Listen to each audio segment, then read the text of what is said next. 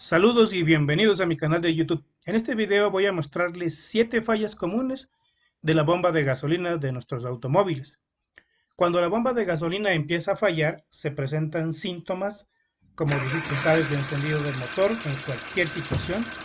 El motor se apaga en subidas porque la gasolina tiende a alejarse del motor por gravedad.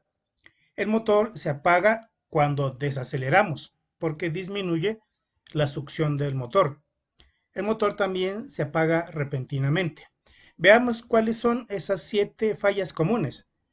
La séptima, el filtro o sedazo que tiene la bomba de gasolina se ha taponado por suciedad del tanque y de la gasolina misma. La 6, la falla del regulador de presión. Este regulador generalmente tiende a bloquearse, generando una presión menor de gasolina. La quinta, falla del motor de 12 voltios por recalentamientos sucesivos al manejar con tanque de gasolina muy bajo. La gasolina sirve de refrigerante del motor de 12 voltios, entonces el motor genera mucho calor en funcionamiento normal. Cuarto, falla de los contactos eléctricos del motor. El recalentamiento del motor de 12 voltios y contactos flojos ocasiona que los contactos fallen y se apague y encienda la bomba de gasolina en cualquier momento. 3. Falla de las mangueras del motor de la bomba de gasolina. Al igual que sucede con los contactos eléctricos de la bomba de gasolina por recalentamiento del motor de 12 voltios, las mangueras que salen del motor impulsor de 12 voltios terminan quemando las mangueras, impidiendo que la gasolina salga en la cantidad adecuada hacia el riel de inyectores. 2.